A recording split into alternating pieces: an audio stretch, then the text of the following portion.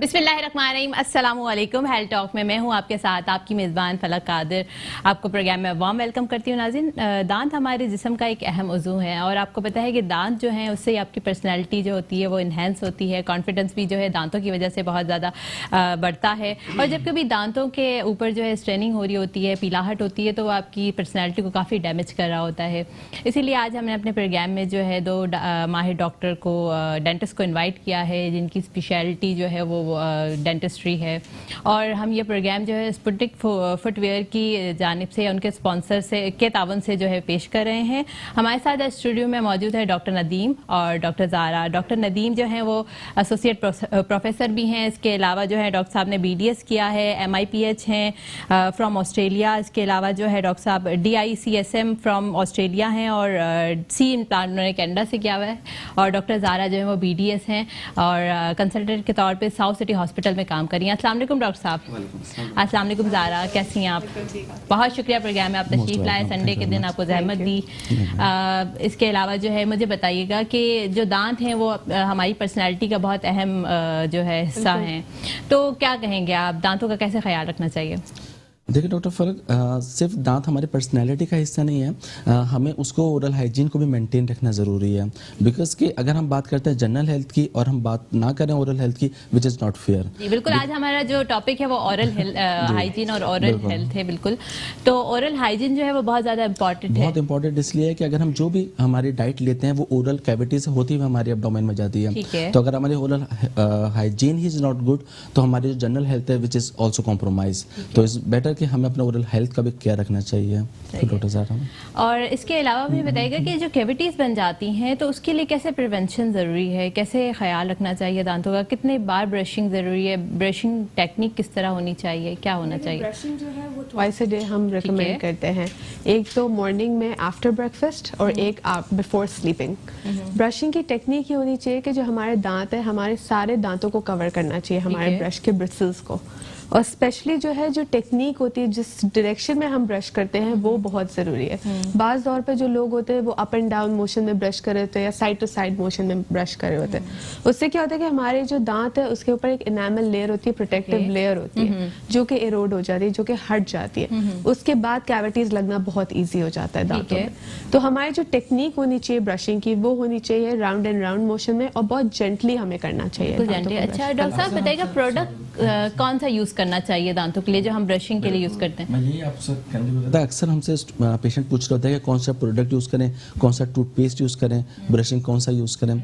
तो हमारे हमेशा रिकमेंडेशन ये होती है कि आप सॉफ्ट टूथब्रश यूज़ करें और सॉफ्ट हैंड से करें। बहुत एग्रेसिव करने से हमें फ़ायदा नहीं है, हम क्लीन करने के बजाय और डैमेज कर रहे होते हैं टीथ को।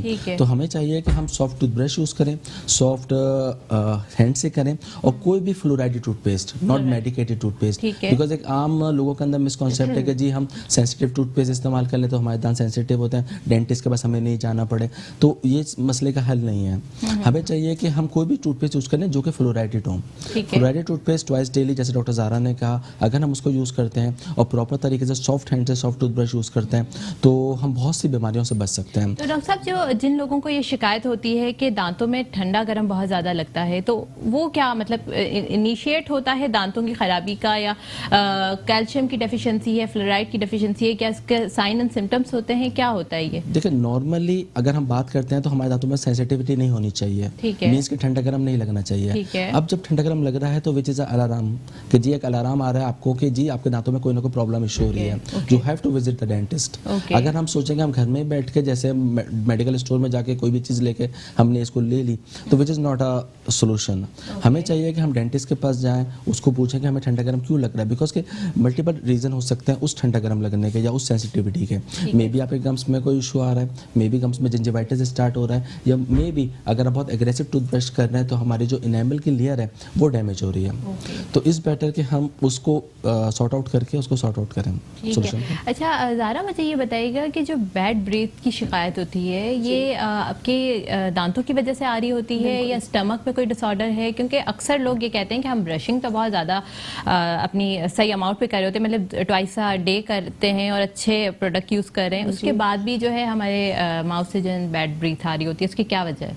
बैड ब्रेथ की वजह ये होती है कि जब दांतों के अंदर कैलकुलस जो हम कहते हैं कि डिपॉजिट होता है वो जब जमा हो जाता है ना दांतों के अंदर और हम डेंटिस्ट को विजिट नहीं करते, उसकी क्लीनिंग नहीं करवाते, उसके बाद बैड ब्रेथ स्टार्ट हो जाती है। और स्पेशली जब हम डेंटिस्ट को विजिट नहीं करते, हमें नहीं पता होता हमारे दांतों में कितनी कैविटीज लगी हुई है, कितने कीड़े लगे हुए हैं, तो वो उसकी वजह से भी बैड ब्रेथ शुरू हो जाती है। और plus dryness of the mouth है एक और कॉज है जिसकी वजह से बैड ब्रेथ लाजमी हो जाती मींस है। कि आप बता रही हैं कि डिहाइड्रेशन की वजह से भी पानी का intake is very important. Okay. और फंगल इन्फेक्शन जो रिकरेंट हो जाते हैं ओरल कैविटीज के अंदर, उसकी क्या वजह होती है? लाइक ये कि हम प्रोडक्ट यूज अच्छे नहीं करें या डिहाइड्रेशन? प्लस डिहाइड्रेशन भी एक कॉज है और उसके बाद हमारी मेंटेनेंस अच्छी नहीं होती ओरल हाइजीन की। यानी ओरल बैक्टीरिया वगैरह जो हमारे माउथ में जमा हो जाते हैं। ओके। थोड़ा सा कंटिन्यू करूंगा डॉक्टर ज़ारा की बात को कि इन सब रीज़न के साथ साथ हमारी जो टंग है, मोस्टली जो पेशेंट होता है वो टंग को ब्रशिंग करना भूल जाता है। ओके। तो which is one of the main reason for the bad breath. अगर हमारी टंग के ऊपर जो कैलकुलस है डिपॉजिट या बैक्टीरिया की कॉलोनीज बनना शुरू हो जाए तो वो कॉज करती हैं बैड ब्रेथ को। तो हमारी कैविटी, कैलकुलस, डिहाइड्रेशन और टंग ब्रशिंग, ये वो रीज़न है जिसकी वजह से बैड ब्रेथ का साइन आता है। ओके। अच्छा, दांतों के लिए जो टूथ ब्रश यूज करना चाहिए या टूथ पेस्ट यूज करना चाहिए, उसके बारे में थोड़ा ब्रीफ बताइएगा। बेशक हम ब्रांड नेम तो नहीं ले सकते, but we need to like enhance thing के कैसे उसको सेलेक्ट करना चाहिए, क्योंकि बहुत प्रॉब्लम होती है लोगों को। मार्केट में तो बहुत सारी ऐसी चीज़ें आ रही हैं न्यू फ्लेवर के साथ, न्यू स्मेल ब्रेथ, तो उसके लिए क्या करना चाहिए, कैसे सेलेक्ट करना चाहिए? देखिए, टूथब्रश जो है वो सॉफ्ट टूथब्रश तो होना चाहिए। ठीक है, बेशक आप कोई भी कंपनी का यूज करें, लेकिन उसके जो ब्रिसल्स है वो सॉफ्ट होने चाहिए। ठीक है। ये जो एक मिसकंसेप्शन है ना कि हम हार्ड ब्रश यूज करेंगे, मीडियम ब्रश यूज करेंगे तो हमारे दांत अच्छे साफ होंगे, ये गलत मिसकंसेप्शन है। ठीक है। बिल्कुल, इससे हमारे दांत और खराब होते, बेहतर नहीं होते। तो सॉफ्ट टूथब्रश यूज करें और स्पेशली जो टूथपेस्ट है, जैसे डॉक्टर साहब ने बताया कि फ्लोरिडेटेड होना चाहिए, मेडिकेटेड नहीं। ठीक है। और हर ग्रोसरी में उसको चेंज करते रहें। क्यों डॉक्टर साहब? बिल्कुल। हर ग्रोसरी में हर मतलब कि फ्लोराइडेड टूथपेस्ट बट डिफरेंट ब्रांड का यूज करें। उसका रीजन ये होता है कि जी एक ही, अगर बाज़ लोग कह रहे हैं जी हम पिछले 10 ईयर से दिस ब्रांड का टूथपेस्ट यूज कर रहे हैं या 5 ईयर से यूज कर रहे हैं, तो क्या होता है कि मुंह के जो बैक्टीरिया होते हैं वो उसके यूज हो जाते हैं। इम्यूनाइजेशन हो जाती है। तो हमने मैं तो अपने पेशेंट को ये रिकमेंड करता हूँ हर ग्रोसरी में न्यू टूथपेस्ट लेना। तो साइकिल चेंज करते रहें। अच्छा। एक बार आपने फॉर एग्जांपल ए ले लिया, सेकंड टाइम आपने बी ले लिया, थर्ड टाइम सी, फिर ए, तो इससे क्या होगा कि आपके बैक्टीरिया उसको यूज नहीं होंगे। मतलब ये तो काफी मशहूर होता है इस तरह कि आप वही चीज यूज करें जो आप हमेशा यूज करते हुए आ रहे हैं। ये एक नई बात पता चली है कि हमेशा जो है टूथपेस्ट जो है वो चेंज करना चाहिए। वो वाकई बैक्टीरिया ग्रोथ वो उससे रेजिस्टेंस हो जाएगी, रेजिस्टेंस हो जाता है ना। बिल्कुल। और टूथब्रश जो है हमारा वो भी मंथली बेसिस पे चेंज करें। ठीक है। अच्छा, स्केलिंग जो है उसके लिए काफ़ी मिथ्स जो है फेमस हैं कि अगर आप स्केलिंग करवाते हैं तो आपके दांत जो हैं वो कमज़ोर हो जाते हैं, एनिमल लेयर्स जो होती हैं दांतों की वो भी जो है डैमेज होना शुरू हो जाती हैं। इज़ इट लाइक ओके और नॉट? नहीं, आप बोलेंगे? जी, इट्स नॉट ट्रू, बिकॉज देखिए होता ये है कि जो स्केलिंग है ना वो हमारे गम्स के लिए जरूरी है। हम दांतों पे कभी भी स्केलिंग नहीं करते। ठीक है। गम्स और दांत के बीच में जो मार्जिन होता है उसको हम क्लीन करते हैं, तो उससे हमारे दांत बिल्कुल भी वीक नहीं होते। क्यों डॉक्टर साहब? जी, बिकॉज कि अब जो अगर आप इंस्ट्रूमेंट को देखें ना तो वो इतने सॉफ्ट और इतने उन्होंने उसको मॉडर्न टेक्नोलॉजी से बनाया हुआ है कि वो आपको इनेमल को डैमेज नहीं करते। अच्छा। और अगर हम कॉम्पोजिशन की बात करें, थोड़ा साइंटिफिक में बात करें, तो हमारा जो इनेमल है which is more stronger than the bone. तो क्या होता है कि जब हमारा जो इंस्ट्रूमेंट है वो हमारे इनेमल को उसको डैमेज नहीं कर रहा होता, वो सिर्फ जो कैलकुलस है उसको प्रेशर के साथ, वाटर के साथ उसको रिमूव कर रहा होता है। तो ये पुराने कॉन्सेप्ट है या पुरानी मे भी इंस्ट्रूमेंट्स थे कि जो आपके टूथ को डैमेज कर रहे थे, लेकिन अब जो नए इंस्ट्रूमेंट आ रहे हैं तो वो आपके टीथ को या गम्स को डैमेज नहीं करता। जी बिल्कुल। एक्चुअली ये प्रॉब्लम इस तरह होती है कि मैं भी अक्सर किसी को रेकमेंड करती हूँ कि आप जाके अपने दांतों की स्केलिंग करवाएं, तो कहते हैं नहीं बार बार स्केलिंग कराने से हमारे दांत जो हैं घिस जाएंगे, ख़राब हो जाएंगे, या तो फिर जो है वो कैविटीज़ बनना शुरू हो जाएंगी। तो दैट्स लाइक हमें रिसर्च करना चाहिए कि क्या चीज़ इंपॉर्टेंट है और क्या चीज़ नहीं इंपॉर्टेंट। इसके अलावा जो है टूथ एक्सट्रैक्शन के लिए भी काफ़ी जो है मिस हैं कि भाई अगर दांत एक बार निकलवा लिया तो उसकी वजह से जो है वो और कॉम्प्लिकेशंस हो जाएंगी, नज़र में ख़राबी हो जाएगी या तो फिर कोई इन्फेक्शन हो जाएगा। तो क्या इसके लिए आप क्या रेकमेंड करेंगे, क्या बताएंगे? अच्छा, मैं काफ़ी रिसर्च भी करता हूँ, तो मैंने एक रिसर्च इस पर भी की थी कि लोगों के जो मिसकॉन्सेप्ट हैं उसको कैसे हम दूर कर सकते हैं या कैसे कर सकते हैं। तो अगर आप खुद भी देखें तो अगर हम टीथ को रिमूव करें और उसको रिप्लेस ना करें तो हमारे बाकी टीथ तो डेफिनेटली डैमेज होंगे, बिकॉज कि वो जो अलाइनमेंट अल्लाह ताला ने बनाई है वो डैमेज हो जाएगी, वो अलाइनमेंट ख़राब हो जाएगी, बाकी दांत शिफ्ट हो जाएंगे, ऊपर के दांत नीचे की साइड पर आ जाएंगे, लोअर टीथ ऊपर चले जाएंगे। इसीलिए हमारे बड़े बूढ़े कहते थे कि जब एक बार दांत निकालो तो दांत निकलते रहते हैं, बिकॉज के लोग रिप्लेस नहीं करते थे। लेकिन अगर अब की बात करते हैं या न्यू जनरेशन की बात करते हैं तो हम लोग क्या करते हैं, टीथ निकालने से पहले, रिमूवल से पहले हम उसके रिप्लेसमेंट की बात करते हैं कि how to you remove your fix your teeth. Okay, तो एक्सट्रैक्शन जब कर लेते हैं तो उसके बाद हम उसको रिप्लेस कर देते हैं इधर इम्प्लांट से और ब्रिज से। और अगर पेशेंट इज नॉट अफोर्डिंग तो हम उसको रिमूवेबल पार्शियल डेंचर या जो निकलने वाले दांत होते हैं वो बना देते हैं, वो उतारने चढ़ाने वाले। लेकिन अगर हम ये कहें कि जी दांत निकालने से आइज पे इफेक्ट पड़ता है या कान पे इफेक्ट पड़ता है या आपके उस पर पड़ता है, ऐसे कोई कॉन्सेप्ट नहीं है डेंटिस्ट्री में। डेंटिस्ट्री में स्टेरिलाइजेशन कितनी इंपॉर्टेंट है?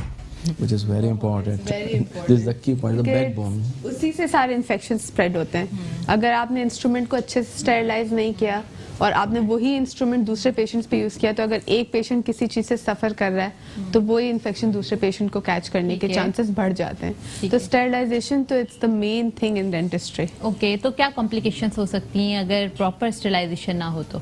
प्रॉपर स्टेरिलाइजेशन ना हो तो जैसे देखिए infection, for example hepatitis infection है, वो अगर उसके इंस्ट्रूमेंट्स आप प्रॉपरली स्टेरिलाइज नहीं करें और वही यूनिट या वही किट आप दूसरे पेशेंट पे यूज़ करें तो उससे कंटेजियस हो सकता है इन्फेक्शन, तो वो एक पेशेंट से दूसरे पेशेंट तक ट्रांसफर हो जाता है। बिल्कुल। साउथ सिटी में हम लोग प्रैक्टिस साथ वहीं पे कर रहे होते हैं साउथ सिटी में, तो हमारा एक मेन स्टेरिलाइजर रूम है और जब हमसे पेशेंट कोई भी पूछता है तो हम उसको विजिट करवा देते हैं कि जी हमारे पूरे से साइकिल है कि हमारे जब इंस्ट्रूमेंट पेशेंट्स पे यूज़ होते हैं तो उसके बाद वो वॉश होता है, इसके बाद पहले वो एक हमारे पास बाथ जैसा बना हुआ है जिसमें सोल्यूशन होता है, पहले वो उसमें जाता है, फिर वो पैकिंग के प्रोसीजर में जाता है, जब वो पैक हो जाता है तो फिर हम उसको एक ऑटोक्लेव टाइप की मशीन होती है जिसको स्टेरिलाइजेशन, जैसे हम स्टेरिलाइजेशन करते हैं, वो उसमें जाके और फिर स्टेरिलाइजेशन के प्रोसेस से गुजर के और फिर जरासीम से फ्री हो जाता है। ठीक है डॉक्टर साहब, और उसके ऊपर एक ब्रेक की जान चलते हैं, देखते रहिए हॉट टॉप।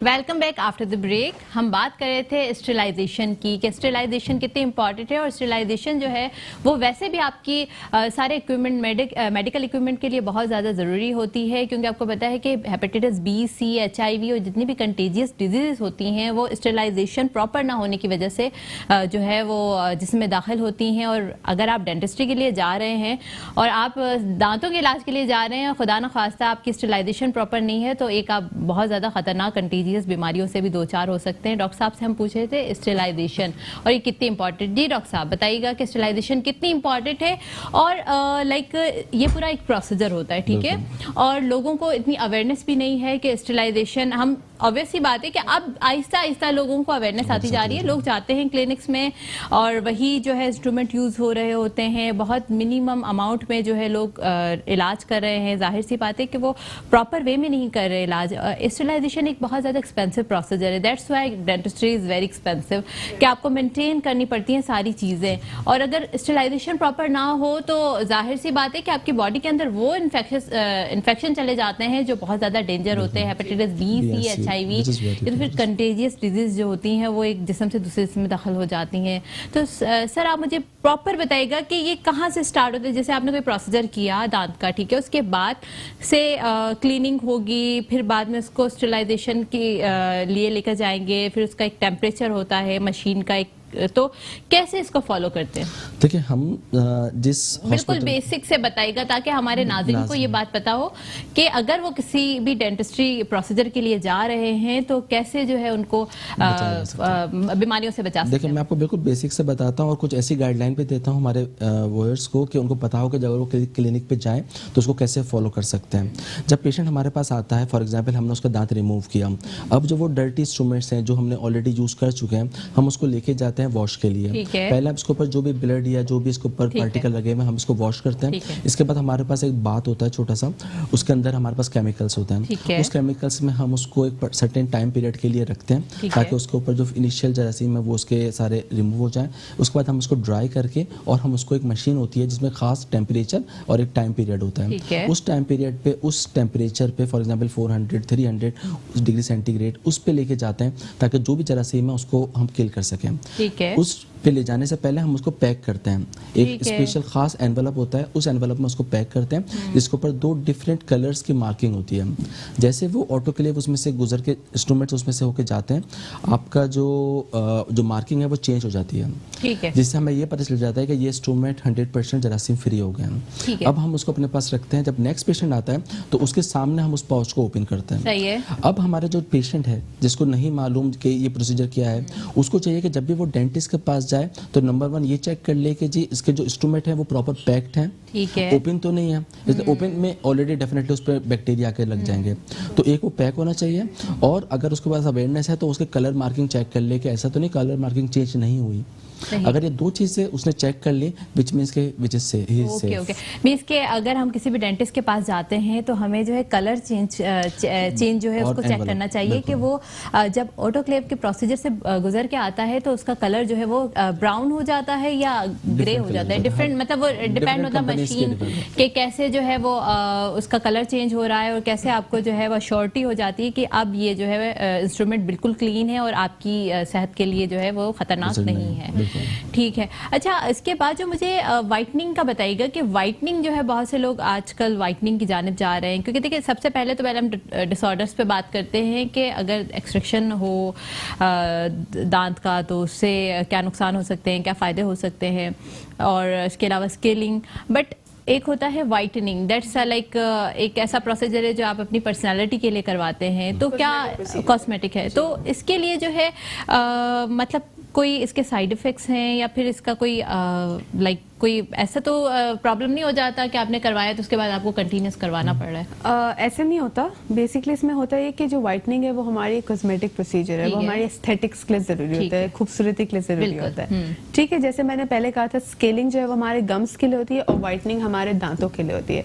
जो लोग शेड से कंसर्न होते हैं कि हमें शेड पीला लग रहा है दांतों का, तो वो वाइटनिंग की तरफ जाते हैं। वाइटनिंग का प्रोसीजर इस तरह होता है कि हमारे पास एक जेल होता है, ठीक है, वो हम दांतों पे अप्लाई करते हैं और फिर जो पेशेंट को है हम लेजर लाइट के सामने एक्सपोज करते हैं। वो सेफ होती है लेजर लाइट, क्योंकि ज़ाहिर इट्स केमिकली टेस्टेड, सब टेस्ट होके उसके बाद हम ये प्रोसीजर को एक्सेप्ट करते हैं यहाँ पे।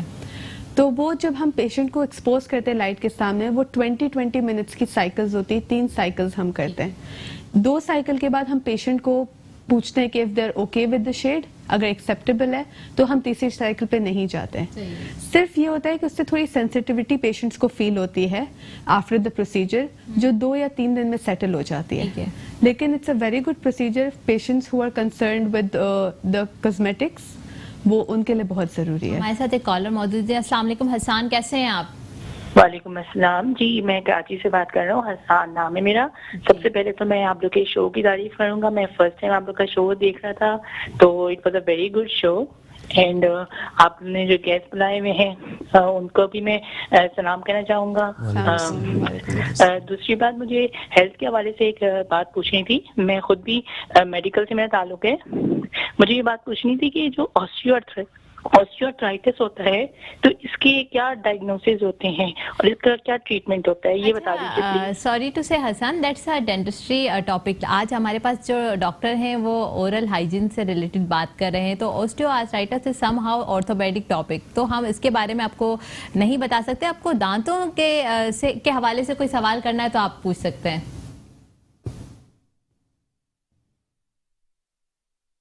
कॉल ड्रॉप हो चुकी है जी, बिल्कुल। वो ऑस्टियोआर्थराइटिस की बात कर रहे थे। वैसे तो हमसे कोई डायरेक्ट लिंक नहीं है, लेकिन ये है कि जो हमारे टीथ होते हैं वो बेसिकली बोन के अंदर अगर आप देखें तो वहाँ पे मौजूद होते हैं। तो बहुत से पेशेंट को हमने जिनको देखा है ऑस्टियोआर्थराइटिस है, उनको जो बोन की प्रॉब्लम होती है जो टीथ के साथ, उसका भी इशू होने लगता है। तो इसलिए हमें उनको चाहिए होता है कि अपने रेगुलर डेंटल चेकअप कराएं, स्पेशली अगर आपको ऑस्टियोआर्थराइटिस से ऐसी कोई बीमारी है बोन की। ऑब्वियस बात है कि अगर बोन्स आपकी वीक हो रही हैं तो अल्टीमेटली पर भी हो रहे हैं, और इसके लिए कैल्शियम का भी बहुत रोल होता है इसमें। कैल्शियम, विटामिन डी, अगर इसकी डेफिशिएंसी हो आपकी बॉडी के अंदर तो आपको बहुत ज्यादा जो है कॉम्प्लिकेशंस होती हैं। तो अगर किसी मरीज के दांत जो हैं वो थोड़े वीक हो रहे हैं तो क्या आप लोग कैल्शियम रिकमेंडेशन देते हैं या नहीं? देखिए, हम डेंटिस्ट्री में सबसे पहले जो हमारी कोशिश होती है वो ये होती है कि हम लोकल कॉज को रिमूव करें। ठीक है। तो हम ये चेक करने की कोशिश करते हैं कि लोकल कॉज क्या है, क्यों रिमूव वो वीक हो रहे हैं। इधर कोई कैलकुलस है, जैसे डॉक्टर साहब ने कहा कि कोई प्लाक वगैरह मौजूद है, या वो प्रॉपर ब्रशिंग नहीं कर रहा, तो हम उसको रिकमेंड करते हैं कि जी आप स्केलिंग करवा लें, प्रॉपर उसको मेंटेन रखें, और लोकल जो भी कॉज है, मे बी उसकी पुरानी फीलिंग सही नहीं हुई या जो भी रीज़न है, हम उसको रिमूव करें। जब वो रिमूव होता है, साथ में अगर हमें उसको रिप्लेसमेंट करनी होती है टीथ की, तो फिर हम विटामिन डी और कैल्शियम चेक करते हैं। अगर वो फॉर एग्जांपल लो ग्रेड की तरफ जा रहा है, तो हम उसको फिर रिकमेंड करते हैं किसी भी फिजिशियन के पास, बिकॉज वो उसकी स्पेशलिटी है, फिर वो कोई भी मेडिसिन से उसको डॉक्टर साहब बताइएगा कि जो फिलिंग होती है दांतों में, यानी कि आपके दांतों के अंदर अक्सर कैविटीज बन जाती हैं, तो उसका क्या रोल होता है, या मतलब रूट कैनाल करवाना चाहिए, या फिर आपको फिलिंग करवाकर उस दांत को सेव करना चाहिए? अर्ली डायग्नोसिस कहते हैं ना कि लोग आप जितना जल्दी डॉक्टर के पास जाएंगे उतना जल्दी बड़े खर्चे से बच जाएंगे। तो मतलब इनिशियली अगर आपको फील हो रहा है कि आपके दांतों में कैविटीज हो रही हैं, ठंडा गर्म ज़्यादा लग रहा है, या तो फिर आप कोई छालियाँ खा रहे हो या कोई भी टबैको यूज़ कर रहे हो या स्मोकिंग कर रहे हो, तो आप दांत आपके वीक होना शुरू हो जाते हैं। तो उसके लिए स्केलिंग तो हम करेंगे, ठीक है, सफाई के लिए। जो फिलिंग होती है वो कितनी इंपॉर्टेंट होती है? देखिए, दांतों में दो तरह की बीमारियां मोस्ट कॉमन है। एक तो ये है कि हमारे गम्स का इशू होता है, जिसको हम स्केलिंग करेंगे, और अगर फॉर एग्जांपल पेशेंट मीठा बहुत शौक से खाता है, दांतों की क्लीनिंग प्रॉपर नहीं रख रहा, तो वह बैक्टीरिया आके कॉलोनीज बनाना शुरू कर देता है। बेसिकली बैक्टीरिया आगे बाद जमना शुरू हो जाते हैं और उस जगह पे डिके स्टार्ट कर देते हैं। हम लोग उसके डिके कहते हैं या कैविटीज़ कहते हैं। जो आम पेशेंट होता है वो कहता है कीड़ा लग गया दांतों में, कोई कैविटी, वो कीड़ा कुछ नहीं होता, बेसिकली बैक्टीरिया होता है। अब वो डेंटिस्ट के पास जाता है, तो डेंटिस्ट बेसिकली उस जो पार्ट होता है जो कि डैमेज हो चुका होता है, उसको रिमूव करके वहाँ पे एक टेस्टेड मटेरियल होता है जिसको फिलिंग कहते हैं, उसको वहाँ फिल कर देता है। उसकी अपनी पर्टिकुलर लाइफ होती है। अगर पेशेंट उसको मेंटेन रखता है तो वो ज़्यादा टाइम तक चलता है। और आप वाली बात कि अगर वो इनिशियली चला जाता है तो फिलिंग हो गई, लेकिन अगर वो नहीं जाता, वो उसी को बर्दाश्त करता रहता है, सेंसिटिविटी हो रही है, वो डेंटिस्ट के पास नहीं जा रहा, और फिर वही बढ़ के कैविटीज़ उसको नर्व तक चली जाती है और पेशेंट को फिर पेन होता है और हमें रूट कनाल करनी पड़ती है। ओके, तो रूट कनाल की क्या इंडिकेशंस होती हैं? रूट कनाल क्या है, किस तरह होता है, ये भी हमारे व्यूअर्स को बताइएगा। देखिए, होता यह है कि अगर हम कैविटीज़ हमारी बहुत डीप हो जाए, यानी नर्व को टच करने लगे, तो पेशेंट को पेन स्टार्ट होता है। इनिशियली स्टेज में सेंसिटिविटी होती है, लेकिन जब वो नर्व को टच करता है तो पेन स्टार्ट होता है। जैसे वो पेन स्टार्ट होता है, डेंटिस्ट के पास जाता है। डेंटिस्ट क्या करता है कि उसकी जो टूथ होता है उसको डिवाइटलाइज कर देता है, यानी उसकी जितनी भी नर्व होती है उसको रिमूव करता है। टीथ अपनी जगह पर ही प्रेजेंट होता है, लेकिन उसकी जो वाइटलिटी होती है, जो लाइफ है। सर, हमारे साथ एक कॉलर शामिल है जी। अस्सलाम वालेकुम तैयब जी। वालेकुम अस्सलाम जी, बताइएगा क्या सवाल? मेरी डॉक्टर साहब से बात हो सकती है? जी जी बिल्कुल जी डॉक्टर साहब, मैं अपने दांतों के हवाले से मैं आपसे ये पूछना चाह रहा हूँ कि मैंने जो कभी भी ना मैंने अपनी दांतों की स्केलिंग नहीं करवाई। स्केलिंग मैंने इस वजह से मैं ये समझता था कि शायद मेरे दांत मेरे बहुत अच्छे चल रहा है मेरे। तो अब जाके जब मेरे दांतों में दर्द होना शुरू हुआ, तो वो पहली दफा जब मैं डेंटिस्ट के पास गया, तो अब वो मुझसे इस तरह की बातें करते हैं कि अब आप जो स्केलिंग करवाना चाहेंगे तो आपके सामने के सारे दांत जो है वो आपके खत्म हो जाएंगे। तो इसी डर के हवाले से जो है मैं अपने स्केलिंग में करवा नहीं रहा। तो आप मुझे बताएं कि मुझे क्या करना चाहिए? जी, बहुत शुक्रिया कॉल करने का। सर, आप सबसे पहले तो उनको बताएं कि अपने दांतों के लिए किसी अच्छे एक्सपर्ट डेंटिस्ट के पास जाएं, वो जो आपको स्केलिंग से ना डरा देंगे। अगर आपकी स्केलिंग होगी तो आगे के दांत खत्म हो जाएंगे, ऐसा नहीं हो सकता। जी सर, आप कंटिन्यू करें। अच्छा, देखें, अगर वो स्केलिंग नहीं करवाएंगे तब भी उनके दांत गिर ही जाएंगे। Eventually end of the day में वो गिरना ही है उसको। और अगर किसी अच्छे डेंटिस्ट के पास जाएंगे, आप वाली बात, तो कभी कोई डेंटिस्ट मना नहीं करेगा कि स्केलिंग ना करवाओ। ठीक है। हाँ, डेफिनेटली स्केलिंग के बाद अगर उनके दांत मोबाइल होंगे, विच मीन्स कि बहुत जो सपोर्ट है बहुत ज़्यादा वीक है, तो उसका फिर सोल्यूशन ये है कि हम लोग किसी भी तरह आपस में मिला के, जिसको हम स्प्लिंट कहते हैं, या कुछ भी प्रोसीजर है जिससे हम उसके दांत को रोक लेते हैं, उसकी लाइफ को बढ़ा देते हैं। और अगर हम इंटरनेशनल मार्केट देखें, जो बाहर के पेशेंट होते हैं, जैसे कनाडा में मैं था, तो वहाँ पे पेशेंट हमने 3 कैटेगरीज में डिवाइड किया हुआ होता है। जो सबसे हाई रिस्क पेशेंट होते हैं, जिनको बहुत ज़्यादा ज़रूरत होती है, वो 3 महीने में स्केलिंग करवाते हैं। जो मीडियम होते हैं, जो मॉडरेट होते हैं, वो 6 मंथ में करवाते हैं। और जो बिल्कुल लो, जिनको ज़रूरत नहीं होती बहुत ज़्यादा क्लीनिंग की, वो साल में एक बार डेंटिस्ट के पास जाके और फिर स्केलिंग करवाते हैं, इधर वंस इन अ ईयर और ट्वाइस इन अ ईयर। तो विच मीन्स के scaling is not a bad thing, बल्कि ये आपके दांत को मेंटेन रख रही है। ठीक है, ओके। स्केलिंग जो है वो ऑब्वियस ही बात है। ज़ारा, मैं भी आपके पास आती रहती हूँ, आपने मल्टीपल टाइम मेरी स्केलिंग की है और मैं भी डरती थी पहले स्केलिंग करवाने से, बट लिटरली के दैट कि करवाने के बाद स्केलिंग आप बहुत सेफ महसूस करते हैं, बहुत फ्रेश फील करते हैं और आपको ब्रशिंग में भी इतना ज्यादा टाइम नहीं लगता और आई गेस उसके बाद मेंटेनेंस इजी हो जाती है, मेंटेनेंस बिल्कुल इजी हो जाती है। 3-4 महीने में अगर आप स्केलिंग करवाते रहें तो बहुत अच्छा होता है। हमारे साथ एक कॉलर भी शामिल है। जी अस्सलाम वालेकुम राबिया। अस्सलाम वालेकुम।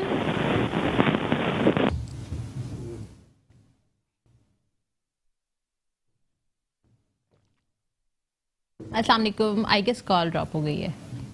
जी हम बात कर रहे थे स्केलिंग पर। जी तो स्केलिंग जो है वो बहुत ही एक इम्पोर्टेंट प्रोसीजर है डेंटिस्ट्री का। बिल्कुल। जो लोग ये कहते हैं कि नहीं ज़रूरी है, नहीं करवाएं, दांत कमज़ोर हो जाता है, तो वो एक मिसकंसेप्शन है और उसको जितना जल्दी वो क्लियर कर ले उनके लिए बेहतर है। अच्छा, एक नॉर्मल पेशेंट या फिर एक नॉर्मल इंडिविजुअल जैसे कि लाइक वो कभी उसने डेंटिस्ट की तरफ विजिट किया ही नहीं है, ठीक है, तो उसको क्या करना चाहिए? लाइक स्केलिंग कब करवानी चाहिए? क्योंकि देखिए वी आर डॉक्टर्स, तो हमें तो अवेयरनेस होती है कि भाई हमें जाना चाहिए, और या तो आप जैसे अच्छे डेंटिस्ट फ्रेंड्स हो तो वो भी रेकमेंड कर देते हैं कि भाई आकर स्केलिंग करवा दे। तो जो नॉर्मल लोग हैं जिनको इतनी अवेयरनेस नहीं है, मेडिकल से जिनका कोई ताल्लुक नहीं है, तो उनको कैसे दांतों का ख्याल रखना चाहिए? क्योंकि देखिए जब तक दर्द नहीं होता ना तो हमारी आवाम काफी ढीठ है, वो नहीं जाते। हाँ, वो असल में डेट नहीं, मतलब थोड़ा सा उनको नॉलेज की कमी है, मैं ये कहूँगा। नहीं, नॉलेज आ भी जाती है ना, until unless they are like lazy होते हैं, lazy। बिकॉज के मे बी शायद डेंटिस्ट एक्सपेंसिव है और एक खौफ उनको बैठा हुआ है, बचपन में कभी मम्मी के साथ गए होंगे, अब्बू के साथ गए होंगे, जबरदस्ती डेंटिस्ट ने दांत निकाला हुआ है, तो वो एक कॉन्सेप्ट है कि जी डेंटिस्ट के पास ले जाना, डेंटिस्ट सबसे ज्यादा खतरनाक होता है, जबकि हम लोग इतना खतरनाक नहीं है। सर आपके यहाँ पर जो साउथ सिटी में आप प्रैक्टिस कर रहे हैं तो स्केलिंग के कोई इतने हाई फाई चार्जेस तो नहीं है? अगर आप देखें तो हम उसको 2 या 3 विजिट में कर रहे होते हैं, और अगर आप उसको डिवाइड करें तो अगर आप पेशेंट जिसका हमारे फर्स्ट टीथ हमारा 6 इयर्स की एज में आता है, अगर आप 25-30 इयर्स की एज में डेंटिस्ट के पास जा रहे हैं तो सोचे 25-30 साल का जो भी उसने अपने दांतों को यूज किया है, जो उसके ऊपर गंदगी जो भी जमा हुआ है, हम उसको 2-3 विजिट में रिमूव कर रहे हैं। और अगर हम जो मटेरियल या जो हम चीजें यूज कर रहे हैं, जो स्टेरिलाइजेशन है, उसके लिहाज से वो बहुत मिनिमम चार्जेस हैं उसके। ठीक है सर, एक ब्रेक की जानिब जाते हैं, देखते रहिए health talk. Welcome back after the break. हम बात कर रहे थे ओरल हाइजीन की, कि ओरल हाइजीन कितनी इंपॉर्टेंट है। सिर्फ दांतों का ब्रश कर लेना ये काफ़ी नहीं होता है, आपको डेंटिस्ट के पास भी विजिट करना चाहिए, बार बार अपने दांतों का चेकअप करवाना चाहिए। बेशक आपको कोई दर्द नहीं है, कोई सेंसिटिविटी नहीं है, पर फिर भी एक बार डेंटिस्ट के पास जाकर अपने दांतों की एक जो है वो नॉर्मल एग्जामिनेशन करवा लें, ताकि जो है खुदा न खास्ता कोई कॉम्प्लिकेशंस हो तो उससे आप बच सकें। नॉर्मल विजिट के चार्जेस कुछ इतने ज़्यादा नहीं होते, तो बाकी है कि अगर आपकी दांतों में कोई कॉम्प्लिकेशन हो जाती है तो उसके काफ़ी ज़्यादा जो है वो चार्जेस होते हैं और काफ़ी नॉन अफोर्डिंग हो जाता है। जी डॉक्टर ज़ारा, आप मुझे बता रही थी कि जो मतलब क्या कहते हैं, लोग आते हैं डरते हैं, बल्कि सर बता रहे थे मुझे कि लोग खौफज़दा हो जाते हैं कि डेंटिस्ट के पास जाएंगे तो डेंटिस्ट दांत निकाल लेंगे और जो है वो हॉरिबल लगता है सब कुछ। छोटे जो बच्चे होते हैं उनका बताइएगा कि छोटे बच्चों का जो दांतों में प्रॉब्लम हो जाता है उसके लिए स्केलिंग कितनी इंपॉर्टेंट होती है? छोटे बच्चों को यूजुअली स्केलिंग की जरूरत नहीं होती, लेकिन ये होता है कि अगर वो टीथ ब्रश ना कर रहे हो तो जैसे हम कहते हैं कि जब फर्स्ट टीथ आपका इरप्ट हो ना, तो उनकी मदर को चाहिए जब से उनको ब्रशिंग शुरू करवा दें। अच्छा। सही है, वो अपने फिंगर से करे, जैसे भी करे, कि हैबिट बनाना शुरू कर दे। तो अब पेशेंट ब्रश नहीं कर रहा होता, छोटा बच्चा मिल्क टी बॉटल लेके सो रहा होता है, तो उसको बेबी बॉटल कैरीज हो जाती है, जो नर्सिंग बॉटल होती है, उसमें क्या होता है सारे दांत एक साथ ही बहुत रैंडमली उसमें डैमेज हो जाते हैं ना, कैविटीज हो जाती हैं। तो फिर हम ये कहते हैं कि जी आप उनकी फिलिंग करवा लें। तो छोटे बच्चों में फिलिंग का ज़्यादा इंपॉर्टेंट रोल है, और बड़ों के अंदर स्केलिंग मेन पॉइंट है, सेकंड नंबर पे फिर फिलिंग आती है। ठीक है। अच्छा, एक और मिथ भी मार्केट में बहुत ज़्यादा जो है वो स्प्रेड आउट है कि जो जेनेटिक्स होती है उसका बड़ा रोल होता है दांतों के लिए। लाइक अगर किसी की नानी के दादी के दांत खराब है तो उनके बच्चों के भी अल्टीमेटली होंगे, तो क्या ये इंपॉर्टेंट है? क्योंकि मुझे तो जितना समझ आ रहा है वो यही है कि जहां आप ख्याल नहीं रखेंगे वहीं आपकी फ्लॉज शुरू हो जाएंगे, वहीं आपकी जो है वो जो है प्रॉब्लम शुरू हो जाएंगे। पहले हम एक कॉल लेते हैं, फिर सवाल की जानिब जाते हैं। अस्सलाम वालेकुम। वालेकुम सलाम। जी राबिया, कैसी हैं आप? अल्लाह का शुक्र है। मुझे जरा अपने मसले पे बात करनी थी। जी जी पूछे। जी, मैंने अभी अपने दोनों दांतों का जो ना रूट कैनाल करवाया है, और रूट कैनाल, और फिर मैंने उसके ऊपर कैप क्राउन भी चढ़वाया था। तो लेकिन ये है कि फिर मुझे जो है फिर खाना खाने से ना मुझे बहुत तकलीफ हो रही थी। मैं दोबारा कंप्लेंट पे गई तो उन्होंने जो है मुझे ऑगमेंटन और एक पेन किलर दे दिया था, लेकिन उसके बावजूद जो है फिर मुझे जो है ना इतने भारी कि मैं नहीं हो पा रहा था। तो उन्होंने उसकी रूट कैनाल, मतलब ये कि मेरी रूट कैनाल भी साफ, मतलब वो जो फिलिंग की थी ना वो भी निकाल दी और कैप भी निकाल के जो मुझे अभी स्टे दिया है। तो वो गोली तो कम हो गई, उसके अलावा मुझे सुबैश कुछ नाम है ना वो दवाई का, सिबोश नाम की, वो दी है। लेकिन आप यकीन करें, मैं जो रात को जो भी खा पी के सोती हूँ तो मेरे दांत बहुत हैवी हो जाते हैं, वो पेन करते हैं बहुत, मतलब वैसा पेन नहीं है लेकिन भारीपन का पेन है। ठीक है मैं डॉक्टर साहब, रिलैक्स नहीं आपका कोई सवाल? डॉक्टर साहब आपका कोई सवाल पेशेंट से? नहीं, मैं ये चाहूँगा कि बहुत शुक्रिया कॉल करने का। अगर इनके पास अवेलेबिलिटी है नेक्स्ट वीक में तो ये हमारे क्लिनिक पे आ सकती हैं। हम आपके प्रोग्राम के हवाले से इनको कॉम्प्लीमेंट्री कंसल्टेशन दे सकते हैं और हम इनको एक बार चेक कर लें, इसलिए कि यूजुअली अगर एक बार रूट कैनाल प्रॉपर हो जाए, प्रॉपर, मेरा वर्ड यूज़ करना प्रॉपर, अगर प्रॉपर रूट कैनाल हो जाती है और उस पर एक अच्छी लैब से कैप बन जाए तो आइडियली पेन नहीं होना चाहिए। बिकॉज हम दांत के साथ भारीपन नहीं होना चाहिए। अब पेशेंट को पेन है, भारीपन है, उन्होंने क्राउन भी निकाल दिया, वो भी निकाल दिया, तो विच मीन्स के कहीं ना कहीं पे फॉल्ट है।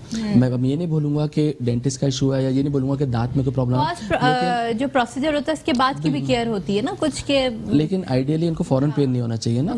तो मैं इनको यही बोलूंगा कि ये आपके प्रोग्राम के हवाले से हमारे पास आ जाएं, हम कॉम्प्लीमेंट्री इनको एग्जामिनेशन कर लेंगे, चेक कर लेंगे और हम इनसे जो पॉसिबल हो सके। राबिया, डॉक्टर साहब का नंबर जो है वो स्क्रीन पर है, आप चाहें तो डायरेक्ट भी डॉक्टर साहब से जो है कॉन्टैक्ट कर सकती हैं और अपने दांतों का जो भी आपका प्रॉब्लम हुआ है आप कॉम्प्लीमेंट्री जाकर डॉक्टर साहब को दिखाएगा। अपना नाम, डॉक्टर साहब नाम याद रखिएगा कि राबिया पेशेंट जब आएंगे तो डॉक्टर आपका नाम ले लेंगे, हमें याद रहेगा।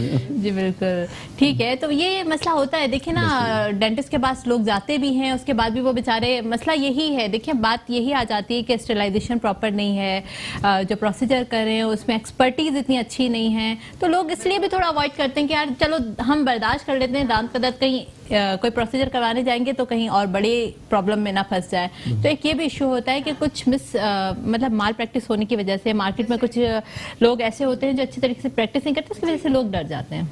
जैसे डॉक्टर साहब ने कहा कि रूट कैनाल प्रॉपर होनी चाहिए, तो जब वो इनकम्प्लीट होती है या कहीं पे कोई इन्फेक्शन रह जाता है तो उसकी वजह से भी काफ़ी कॉम्प्लिकेशंस आ सकती है। तो रूट कैनाल को properly, root canal itself is a technique, ठीक है, टेक्निक से हम करते हैं, तो उस चीज़ को प्रॉपर होना बहुत ज़रूरी है, जैसे सर ने कहा।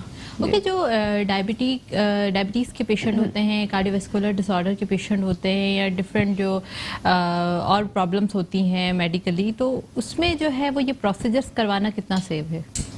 देखिए, हमें पता है कि जो डायबिटिक का पेशेंट होता है वो इटसेल्फ, उसकी जो इम्यून सिस्टम होता है, उसका जो डिफेंस सिस्टम होता है, अगर हम बहुत इजी लैंग्वेज में बात करें तो वो थोड़ा सा कॉम्प्रोमाइज हो जाता है। जी, प्योर उर्दू में।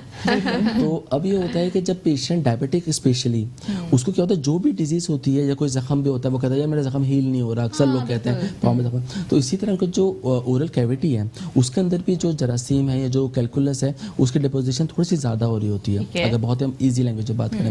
तो इसलिए उनको चाहिए कि उनको तो और प्रॉपर डेंटिस्ट के पास जाना चाहिए कि बिकॉज कि मैं एक रिसर्च पढ़ रहा था कि जी हमारे अगर आपकी ओरल हाइजीन मेंटेन नहीं होती तो आपका डायबिटिक कंट्रोल खराब डिस्टर्ब हो रहा होता है, और अगर आपका डायबिटिक कंट्रोल डिस्टर्ब होता है तो आपकी ओरल हाइजीन डिस्टर्ब हो रहे होते हैं, दोनों एक दूसरे को वाइस वर्सा हो रहे हैं, साथ चल रहे होते हैं। तो उनको अपने ओरल हेल्थ का बहुत ख्याल रखना चाहिए, तो इससे भी वो उनके डायबिटिक कंट्रोल में रह सकती है। ठीक है। और जो कार्डियोवैस्कुलर डिसऑर्डर यानी कि जो दिल के मरीज होते हैं उनके लिए जो है कितना सेव है या कितना मतलब उनको फ्रीक्वेंट जाना चाहिए या प्रोसीजर करवाने से पहले क्या क्या सेफ्टी मेजर्स होते हैं उनके लिए?